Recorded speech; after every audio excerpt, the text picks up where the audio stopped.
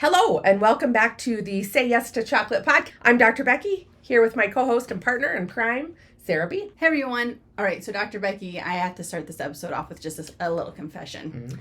Last night, I was wide awake, 3 a.m., just staring up at my ceiling, thinking of my to-do list and rearranging it like 15 times. Oh, geez, Sara. Gotta love that for you. And it even gets better. I was exhausted all day yesterday. I could barely keep my eyes open.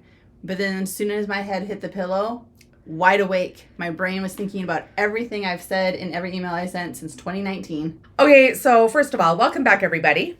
Here at the Say Yes to Chocolate podcast, we talk all things aging strong, staying confident, staying independent, especially as we get older, and continuing to say yes to our life.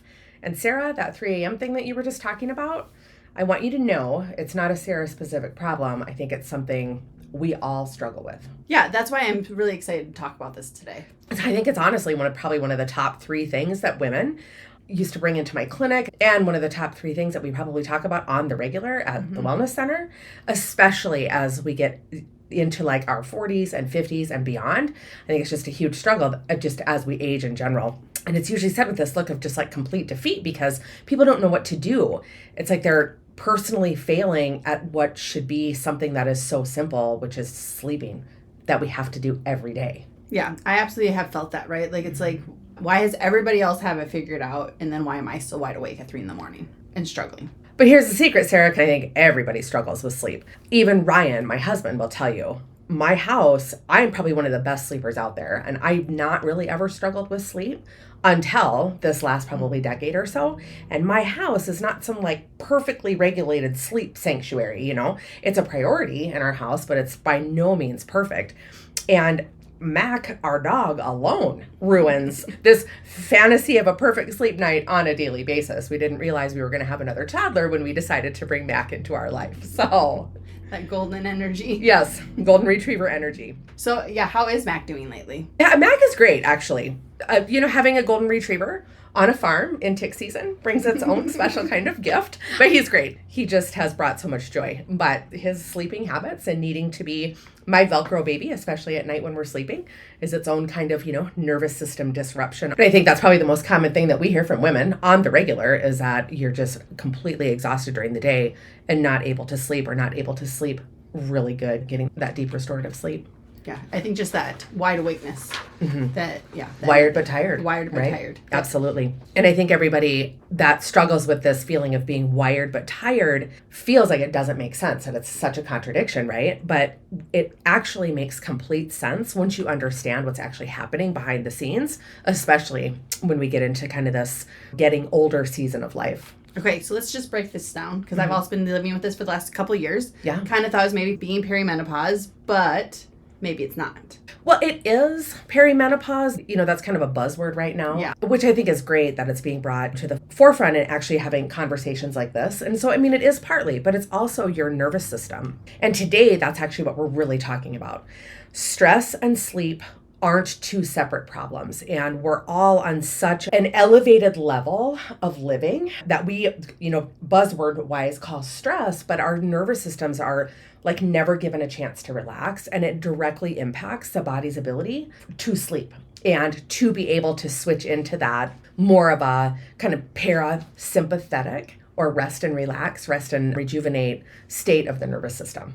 So really, stress and sleep are really 2 problems wearing the same outfit. Absolutely. You can't talk about one without talking about the other. They absolutely go hand in hand. All right. Well, let's talk a little bit more about that connection. Yeah.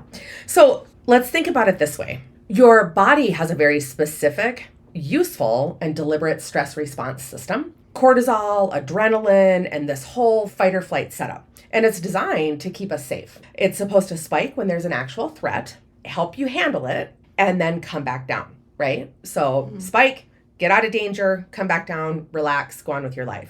That's how it's designed to work. So kind of like if a bear was chasing you. That's exactly right. If you think back in caveman right. days, that's exactly what it was for, was to keep you safe. It's your body's alarm system, your alert system.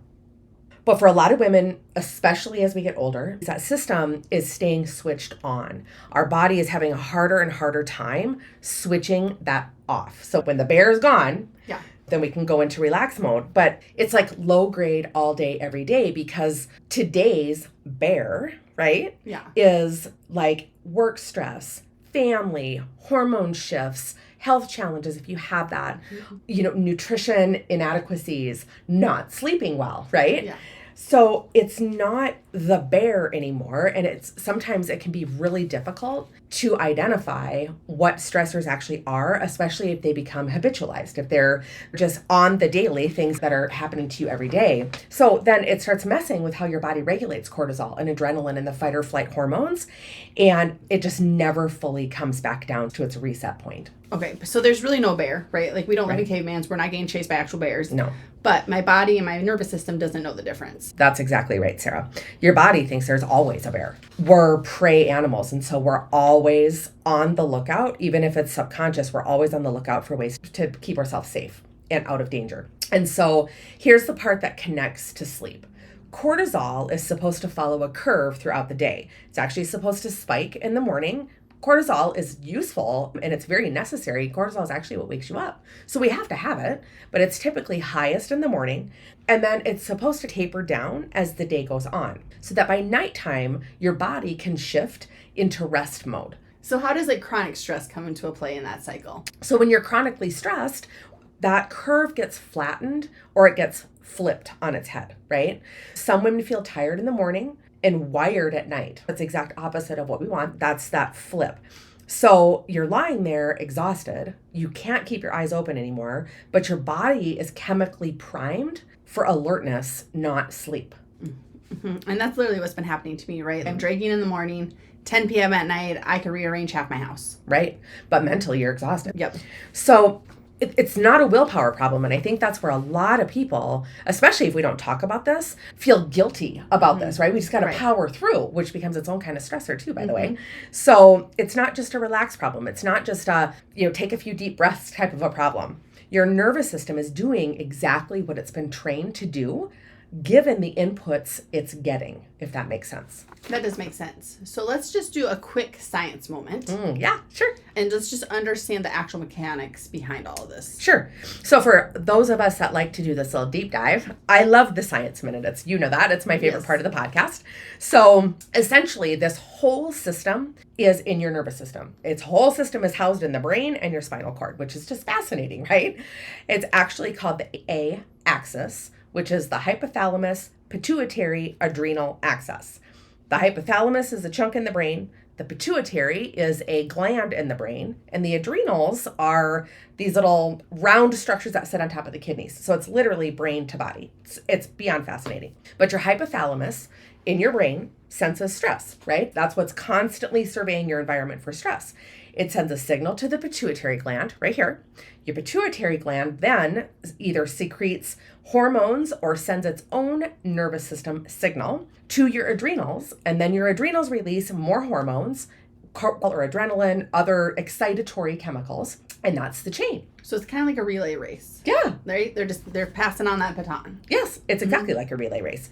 Normally, that baton gets passed on, just like you said. Cortisol does its job, and then the whole system settles back down through a feedback loop. That's exactly what's supposed to happen. So your brain senses cortisol and adrenaline are elevated, and then it tells the adrenals to ease off through the exact same system. Hypothalamus senses that cortisol is elevated, tells the pituitary gland to slow it down, adrenals slow down. We're supposed to relax. Right? So if we're struggling with this, really that feedback loop is what is broken. Correct. That's exactly what gets disrupted during chronic stress. So essentially, what happens, I'm going to liken this a little bit to like diabetes, because diabetes, type 2 diabetes, is not a problem with insulin. It's a problem with insulin resistance, because when there's too much insulin, your cells essentially just don't recognize insulin anymore. That's exactly what happens with cortisol. When cortisol is chronically elevated, your brain gets less and less sensitive to it, and it requires more and more cortisol to shut that feedback loop off, and eventually it can just basically get tired, and that feedback loop will just stop working, or certainly stop working efficiently and as optimally as it once did. And then Sarah, here's where it gets really specific to our age group and as we age, and especially for women, because estrogen actually plays a role in regulating that feedback loop. As estrogen starts to decline naturally, like we're supposed to, and we get these fluctuations in perimenopause, and then of course course, once estrogen is gone in menopause, that regulation gets even less efficient. So we've already had the chronically stressed. Our brain is becoming less sensitive to the neurochemicals being produced to reverse that feedback loop. And then in comes a decline in estrogen, right? Which is just, this just gets better and better as we age. Yes. So the same amount of stress that you used to shake off in your 20s or 30s can now leave you more wired for longer, and it becomes more and more difficult to deal with it because that switch just isn't working as cleanly and as efficiently anymore. So it's not like we're suddenly bad at handling stress. Right. It's just literally the machinery has changed. That's exactly right. We're playing a different game. And I think that distinction matters so much because so many of us internalize that this is a personal failing, right?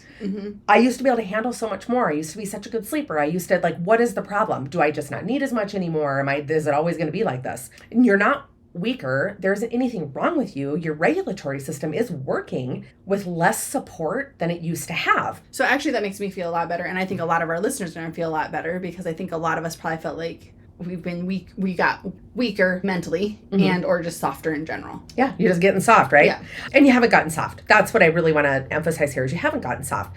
Your hormones have shifted and you just weren't sent the memo, really. So I shouldn't have laughed at that. So yeah, you should have. That's really funny. Yeah, I definitely didn't get the memo. Yeah, I definitely did not get that memo. Yeah, I think a lot of people haven't. So let's just talk about how do we retrain this? Because if somebody just looks at me again and says, hey, just relax. Oh. I'm probably going to need to fight them. No, I think we've all heard that advice one too many times. Yes. So it's the worst, right? It just truly is the worst. So today we're going to cover two things. We're going to break it down into kind of two different sections. First, the nutrients that actually support the body's ability to strengthen that feedback loop. Okay. We're not going to talk about ways to reduce cortisol and all that kind of stuff because that's typically not the problem. We need to retrain that feedback loop. And then second, something I think that gets completely overlooked and that I'm really excited about, we're going to talk about your vagus nerve. So remember, we've already talked about this is a nervous system problem, right? And there's a simple, almost silly way to stimulate your vagus nerve, which is kind of your mother nerve, if you want to view it that way. It's the mother nerve to turn on our relax and rest mode. So that's what I'm really excited about. I'm very excited about talking about the vagus nerve. Yeah. And also, silly is my favorite kind of wellness advice because it's the stuff that sticks with you, right? Absolutely. And it makes it fun. It makes it fun and it makes it usually easy to implement. Yeah. Well, good, because we're going to be talking about gargling coming up. So there you go.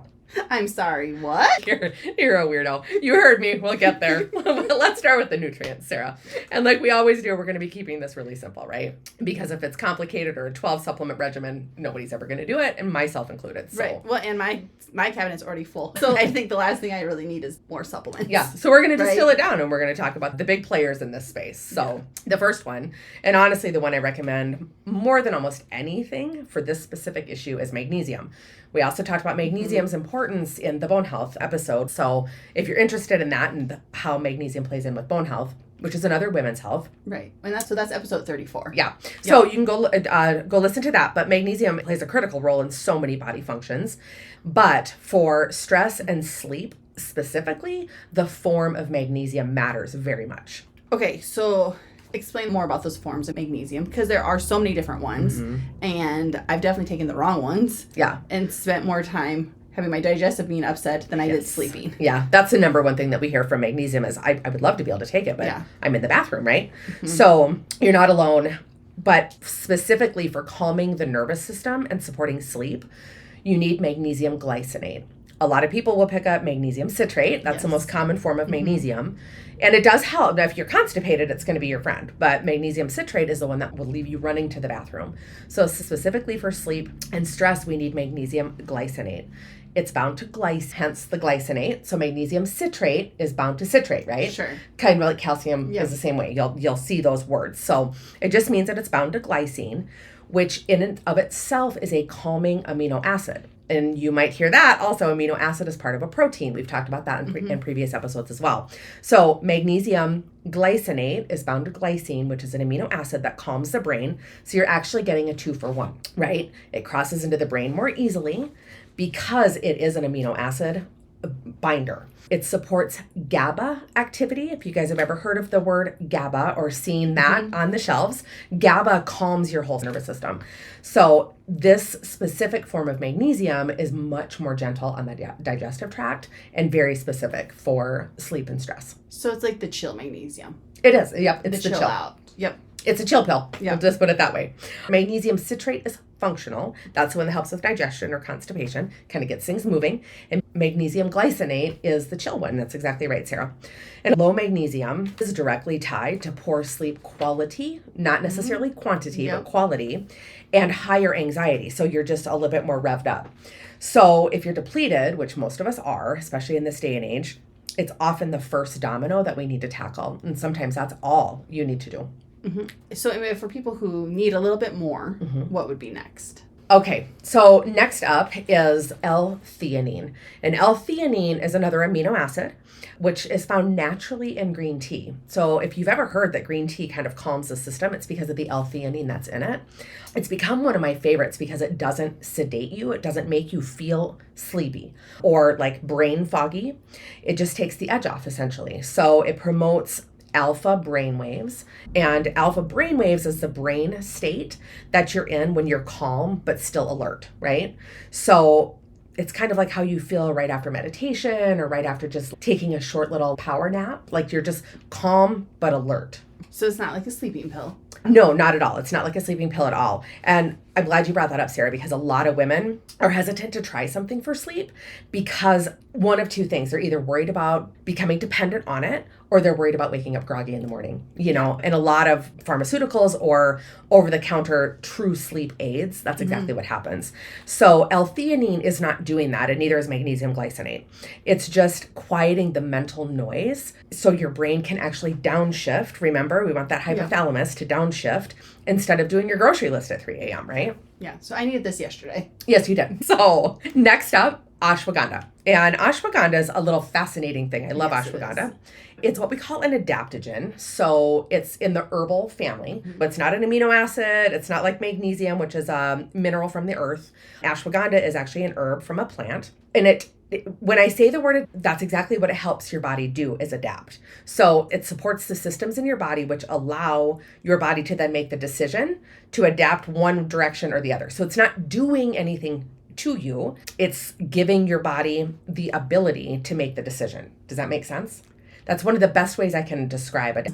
Yeah, that makes sense. So there's a lot of different adaptogens, but with ashwagandha in particular, it's very directly related to the stress response in the body. So there's solid research showing it can lower cortisol levels with consistent use or enhance the body's ability to utilize the cortisol that's cycling. It also supports thyroid function, which matters a lot for women in this age range, especially as we get older, because thyroid and adrenal health are so connected. So ashwagandha is a really interesting approach that I recommend people to take as well. Yeah, and I've definitely heard people talking about ashwagandha for everything from energy to mood to their hair. Yep. Yeah. And it affects so many different body systems because it's exactly that. It's an addiction, right?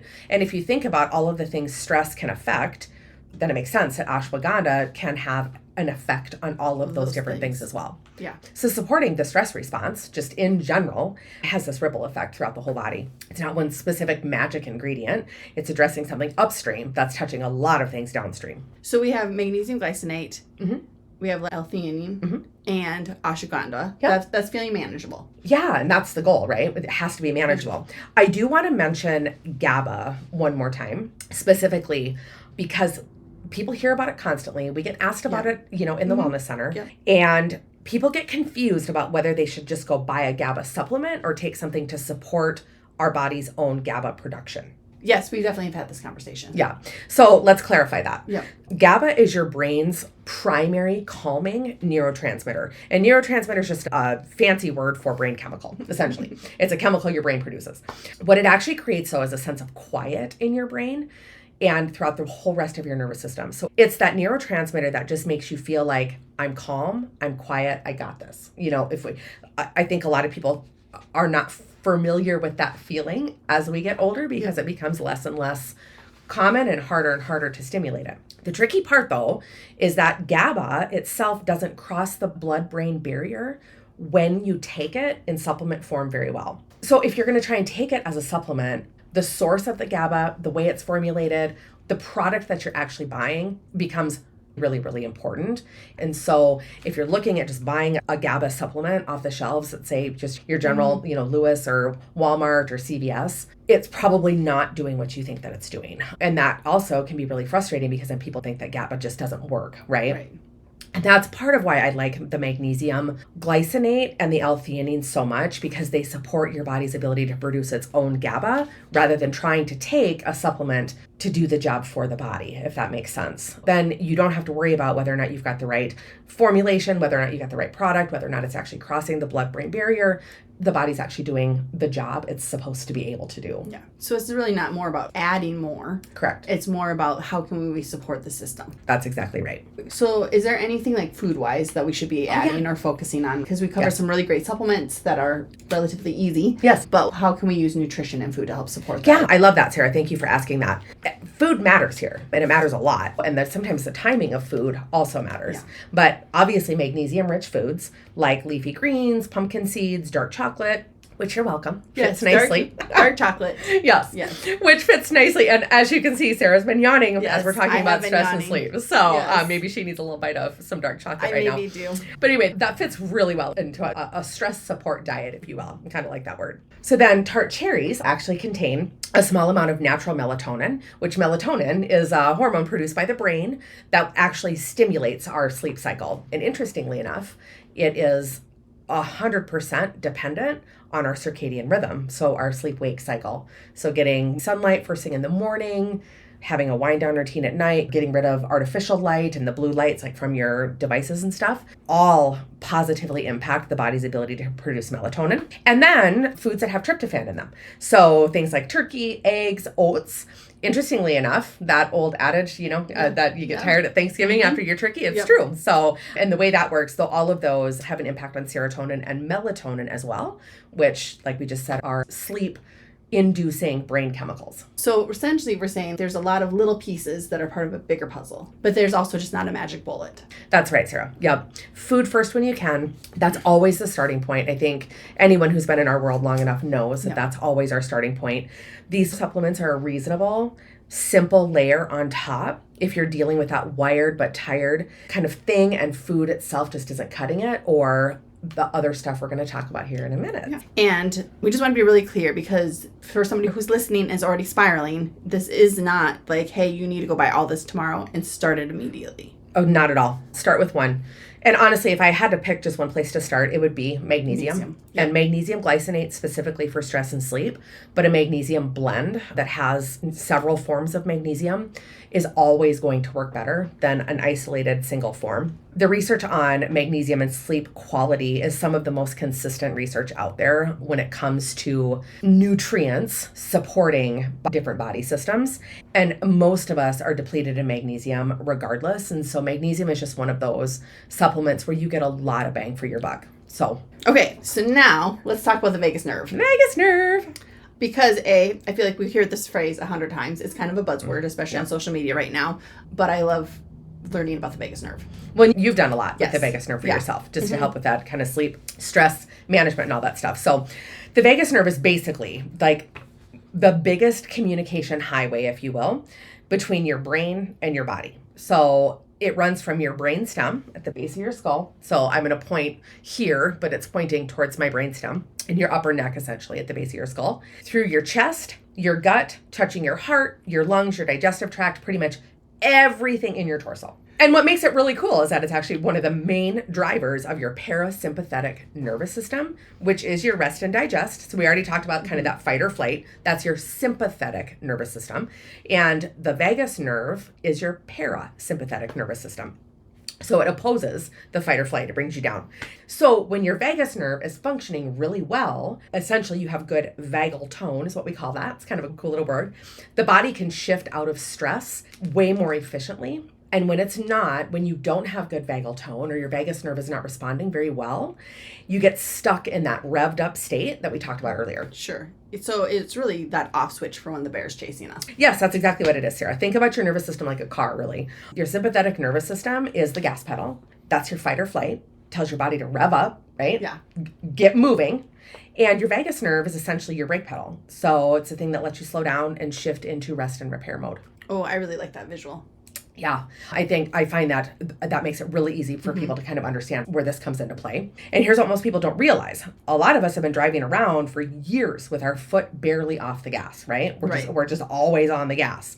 We're not in full-blown panic mode necessarily. It's not like we're hyperventilating and running around crazy, but we're also never really braking either. So that your nervous system never really gets the signal that it's okay, that it's safe to shift into repair mode, rest mode, which is also when a huge amount of your digestion, your hormone regulation, and yes, your sleep regulation actually happens. Yeah. None of that happens efficiently when you're in a revved up state. It's not the body's priority. Yeah. So really, vagal toning, it's just not about feeling anxious. It's literally affecting your digestive system.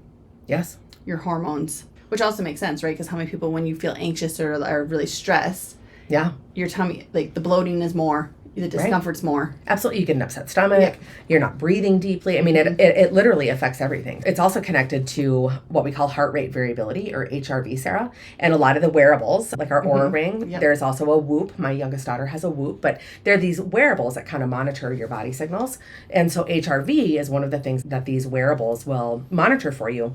And it's one of the better markers that we have for how resilient our nervous systems actually are. So the higher your HRV, the higher your heart rate variability typically lends to your body's better able to switch between the sympathetic and parasympathetic states of the nervous system, which literally means higher vagal tone. So a higher HRV means higher vagal tone. And that's exactly what we want. And here's the great part though. You can actually stimulate it directly in ways that take almost no time and are kind of fun and feel maybe a little bit ridiculous, but tap into that little kid side of you as well. It's honestly one of my favorite kinds of intervention for that reason, but also because it's incredibly powerful. Okay, so let's talk about this ridiculous list. All right. So you already do some of this. I do some of this. I've learned some of this from Sarah. We've learned some of it just from research out there. Yeah. Also, we learned a lot of it during my days in the chiropractic clinic because a lot of people come in. Pain syndromes are a lot from being chronically on guard and all that kind of stuff. So first up, humming or singing. And I know it's going to sound ridiculous, but there's a reason why, aside from just making you laugh, singing and humming feel so good. Most people, if you sing, a lot of people sing at church and there's a reason. But most people, when you sing, it puts you into a different state, right? And a lot of people label that state as a happy, joyful, connected state, but it's actually a vagal state because you're stimulating your vagus nerve. Yeah, because it's right behind your throat, right? Yes. So that's all gain. That's right. You're going to stimulate right where it's running down. Yeah. So it runs right past your vocal cords and the muscles at the back of your throat. So humming, singing, even chanting, anything that's rhythmic essentially can stimulate your vagus nerve. So don't feel weird. In the grocery store, if you start singing or humming or in front of my teenagers, I'm like, what? I'm just regulating my nervous system. So jamming out in the car. Yeah, exactly. Belting out the free falling like Tom Cruise, right? Yes. Yeah. Yeah. Okay, so next one, and not something that I consider nearly as fun as humming or singing, but it's cold exposure on the face, interestingly enough. So splashing cold water on your face, or even just holding an ice pack, or even just a cold rag out of the sink against your cheeks for a few seconds will actually stimulate what we call the dive reflex, which activates the vagus nerve as well. And it slows your heart rate down almost immediately. So if you find yourself in that high stress state, it's something that can be really easy to do. And you can literally get cold anywhere. I mean, you can even just stop at a gas station, if you're driving and you're stressed out with traffic or whatever, right, and just splash some cold water on your face. It will decrease your heart rate and put you into a calmer state. Yeah. So really, it's not an old wives' tale. Yeah, right. But also, if you think about what do you do for newborn babies when they are crying and that, right? Yep. You tend to hum. You tend to hum, you sing, you soothe them. Yep. But then also, a lot of people changing temperature will also help, right? Our nervous systems are kind of the same. Absolutely. And I think a lot of people know this almost instinctually. We just don't do it. Right. We don't know the why behind it. Yeah, we don't understand the why. Like, actually doing the cold is helping something. Right, and here's how it helps. Yeah. So what else is there? Yeah, there's so many things, but these are just kind of the easiest and the ones that work the fastest. Slow exhale breathing. Specifically breathing out longer than you're breathing in. If you actually just stop for a handful of seconds and monitor your own breathing, if you're in a state, especially that state if you're feeling wired or tired, you're going to notice that your breathing is really shallow. And it's also from the top of the lungs, your chest, rather than deep breathing down into your abdomen. So the slow exhale forces you to start to utilize that whole lung capacity. And again, if you think about just surface area, where does the vagus nerve run? It runs through the chest cavity. And the more you stimulate that, the more touch points there are, the more you're going to increase that vagal tone, and it's going to relax you. A good way of doing this is box breathing, right? Right, yep. And I'll let you take it from there, because this is something that you do quite a bit. Yeah, so you can do some box breathing, which you're going to inhale for 4, hold for 4, and exhale for 4. Yep. Or any number, right? It could be 5, it could be 6, it doesn't matter, just as long as they're equal. Yep. I also like to do an inhale for 4, a hold for 6, and an exhale for 8. Right. Just because it does increase that exhale, which helps the nervous system a little bit more. Yep. But really, it's all about following that pattern. Yeah. And it makes you more mindful of your breathing patterns. Yep. And the more you do that, the more automatic that actually starts to become. And you will find yourself just being in a more relaxed state. But it's a really good tool, especially at night, to help relax the body. If you are in that, all of a sudden your brain is just going crazy. Yeah. Breathing is, literally, you can do it when you're laying there in bed with the lights off and your eyes are closed, and you will find that you will fall asleep much faster. That's also the old wives' tale of counting sheep. That's where that comes in. It gives you something else to think about than spiraling thoughts. But when you're counting sheep, you tend to breathe with that count. It's interesting. Yeah. Again, something that is an old wives' tale, or the old advice, but there's reason behind it. All right. Let's talk about that gargling. All right. So yes, now the gargling. And it's very similar to humming or singing, or the idea behind it. But it's because the vagus nerve activates with the muscles in the back of the throat, right? So gargling water, especially like vigorously, or quite honestly, even mouthwash at night before or after you brush your teeth, will actually stimulate the vagus nerve. So it sounds silly. It is a little silly, but it's real, and it's probably one of the lowest effort interventions that there is, especially if you're incorporating it into something you're already doing. Right.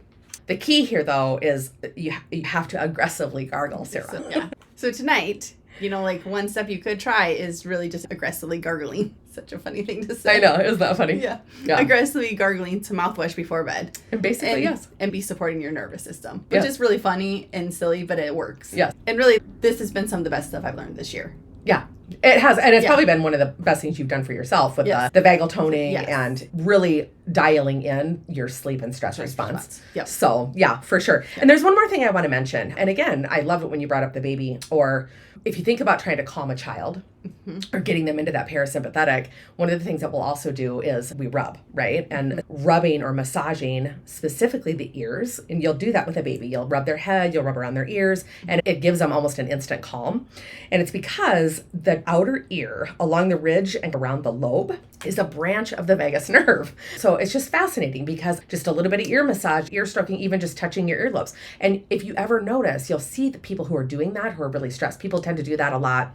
Like students taking a test, they'll rub their earlobes. And there's a reason, and it's because it's one of the body's ways of calming itself. It's just fascinating. But it's one of those, the most simple things. You can do it pretty much anywhere. You can do it at a stoplight in your car if you want to, especially if you're getting that road rage. So I do look unhinged in my car because I am singing. And I am usually tugging and rubbing my ear or doing some tapping. I know we're not talking about that, but I'll do a little bit of that as well. And then I'm not splashing water while I'm driving on purpose, but you never know. I might start. You never know. People are really going to start. They're probably going to start calling you in. They might. Here's Sarah splashing water, tugging her ears, singing at the top of her lungs. No. Welcome to the glamorous life of nervous system regulation, Sarah. Maybe we should get a bumper sticker. Yeah, that would be really fun. And the reason I love all of these is because none of them require an app, a device, 20 minutes of consistent execution every single day to make them work. They're all the things that you can do in under 2 minutes, tools that you can have at your immediate disposal. They're free. Most of them you can do while you're already doing something else, like brushing your teeth. It's more a matter of just remembering, that's where the biggest challenge comes in. Yeah. And then really, right, because there are devices that are marketed to us for our nervous system. Yes. And some of them are legit. And some of them are legit. But the cool thing is you don't have to spend $400. No. You can literally, for free, in a few minutes every day, work on your vagal toning. Yeah, that's actually the piece that I love about all of this, especially with vagal toning, Sarah, is they don't require you to add anything to your life at all. They just require you to use what you already have differently. So speaking of those legitimate devices, I think there's one we really do need to talk about, and that is really red light therapy. Yes, and I'm so glad you brought that up, Sarah, because it isn't necessary. You have a lot of tools at your disposal, but there are some legitimate devices out there that are really effective at helping you regulate your stress and improve your sleep. And red light therapy is one of those.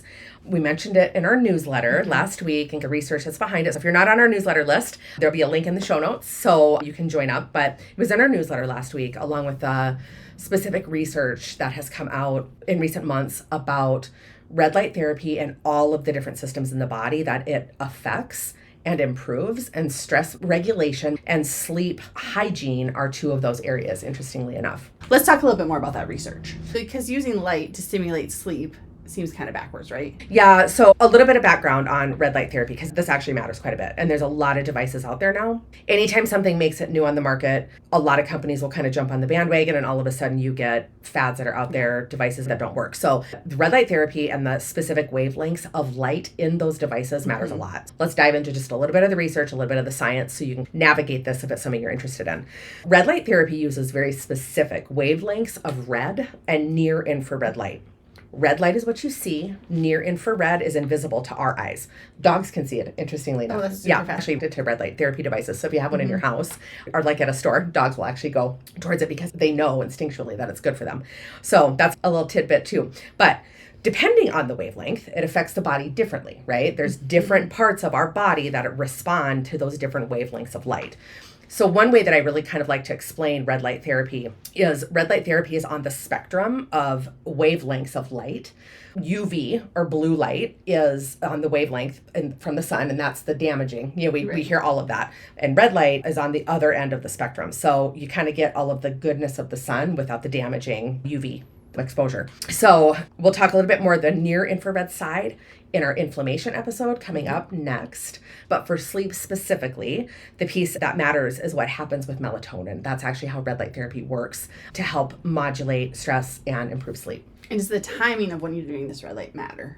It matters a lot. If you're specifically looking at improvement in sleep, yes, it matters a lot. The research really shows that it needs to happen within about 30 minutes of red light before bed. That actually increases melatonin production. It isn't that it won't increase it anytime during the day, but if we're specifically wanting it to affect the brain for sleep specifically, it needs about that 30-minute window. And separately, there's research showing that it can shorten what we call sleep inertia. So not only within 30 minutes of sleep does it help stimulate that sleep cycle, but it also helps with that groggy, foggy stretch, like right after you wake up, where you feel like you're just operating at half capacity, essentially. So it helps you fall asleep, and it helps with that sleep inertia in the morning, so you're more alert upon rising. So it really gets rid of that morning fog. Yes. And I do live in that fog most mornings. Yeah. A lot of women do, Sarah. And to be clear, this isn't about staring directly like into a red light bulb or for half an hour before bed where you're just sitting there beaming into a red light therapy device. We're talking about devices designed specifically for this. There's different panels, there's masks, there's little boxes that you can sit in front of. We have a mask and the boxes at our wellness center. We use them for various different things.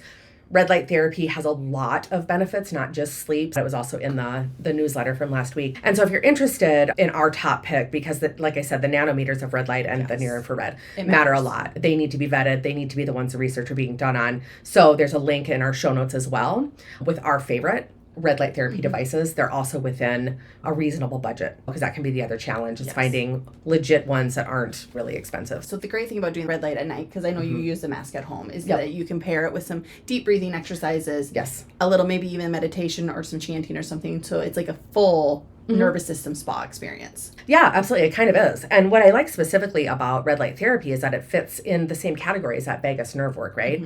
It's not something that's doing the work for your body. It's a signal that you're giving your body. And we love our signals. We do love our signals. We love our inputs and our we outputs. Do. We talk about this concept a lot. Materials versus signals. And nutrients are the materials, and they're incredibly effective. And if you're deficient, that is going to be the place to start. But things like red light, humming, a cold splash of water, legitimately taking care of the foundations within your body, those are signals. And they're telling your nervous system which state to shift into and strengthening that natural feedback loop. So it's not that we're competing with magnesium or L-theanine. No. It's just really a different lever. Yeah, it's a completely different lever that we're pulling. Trying to get the same outcome, but approaching it from a different angle, essentially. And that's why I really like layering a couple of these together rather than just picking one and hoping that it fixes everything, because the chances are likely that it's not going to, and then people automatically assume that it just doesn't work for me. No, it's not that it doesn't work. It's maybe we need to combine or just add something else. Nutrients support the materials. Vagal tactics, things like red light, signals your body that it's safe to actually use them. So I kind of like that reframe. So the materials need to be there, just like with our bone health. You know, the loading signals the body that it needs to adapt and become stronger, but the materials need to be there to actually carry out that work. This is exactly the same thing. And I really just feel like this episode has given me, but also our listeners, like a plan, right? Like there's some action steps we can take, and it's not just, okay, just sleep better. Right. Or even kind of the age-old adage of, you know, make your bedroom cooler at night and make sure that you have, you know, blackout shades, and that's all important. But if you're in this state where the feedback loop is either weakened or completely disrupted or flipped, that's not going to be enough. Right. That is the key. And it's not that you're not fixable. It's that we just need a different strategy. We need a different approach. Right. So let's just lay out our KISS method, right? So what is that simple action step someone should be starting with out of what we were talking about today? So I like that, Sarah. Let's just bring this home, right? If you take nothing else from today, here's your one thing. Tonight, before bed, do a 2-minute extended exhale breathing practice. Just 2 minutes, set a timer. In for 4, out for 6 or 8. Inhale for 4. Count, just a slow count of 4. No perfection. We're not, does it have to be a second or a 2 second? No. So it's just going to be a short inhale, longer exhale, and then pair it with your normal wind down routine. Hopefully you have one. If you don't, pair it with lights out when you're laying down for sleep, get off your screens, all that kind of stuff. So just that, nothing else. That's going to be my advice. Yes, just that. Start with 1 signal, not 5. One that feels easy and automatic. That tends to be one of the easiest ones. People don't have to remember rules about it. You can also just lay there and hum if you want to. I mean, it's very soothing. You can pick what works for you, but the take home here is I want you just to start with one thing. After that, if it starts to become automatic or you're getting some results from that, then you can layer in additional tools, additional signals from that point. But don't try to overhaul your whole nighttime routine, you know, tomorrow. That's how nothing sticks. And then you also don't know what your specific body responds the best to. Right. So we really want better, not perfect. Better, not perfect. Always. That's the goal. And that's exactly the kind of thing. I mean, that's what our whole approach to health and wellness is all about. And it is the number one thing that we talk about in a much deeper way inside our Age Strong Energy experience, which a workshop where we walk you through the 4 foundational things that we need to be focused on to age strong and age well and continue to say yes to our life. Because at the end of the day, that's what it's all about. And we don't just hand you a list of supplements. And I hope you took that away from this episode, but we don't just hand you a list of supplements and walk away, or an entire list of here's all the do's, here's all the don'ts, here's an outline diet, and here's an exercise plan, and just walk away. It's 100% tailored to you and your specific challenges and season of life that you're in. Because I will tell you, if you're a person coming to us from a state of you have an autoimmune disorder and you have a history of cancer and now you're dealing with a diagnosis of osteoporosis, your starting point is going to be very different than a woman who is pretty much healthy, going through perimenopause and just feeling crummy, but already has a diet that's dialed in, is already kind of taking care of herself. You're going to be totally 2 separate starting points. So we teach you how to navigate specifically from where you're at so you know where to start with your body instead of trying to guess your way through 15 different wellness trends or the newest fad that's out there. And it's not overwhelming, right? No. Not at all. That's the whole point. Because I feel like that's always my fear is that I'm going to end up with a 20-step routine that I can't maintain. And there isn't time in the day to do. No, this is not even close to that. And we hear that all the time. And a lot of times when we're talking with people, we almost get like the eye roll or, this is another one of those things, or I've already done this 100 times, or I've already heard this and I don't even know where to start. And that's where we are so different because it's built around the exact same thing that we talk about on the daily and in every single episode on this podcast. Simple, small, sustainable shifts layered one at a time, specifically for you, for your specific health challenges and season of life that you're in. We walk you through your specific stress and sleep patterns, how to analyze those, how to know what's going to be the best approach for you, figure out which signals your specific body is missing by the symptoms or the signals it's sending out, and build from there instead of you trying every single thing that you've ever seen on social media or heard your friends and family talking about or seen at the grocery store all at once and burning out all of it by the week 2. It doesn't work, getting frustrated and moving on. Yeah. And I think we both can speak from experience here. We have both burned out from trying new overhauls. Oh, 100%. I'm just as guilty as the next person, which is where all of this was born from. So, because once you know what signals your body's sending you and what avenue and what direction you need to take,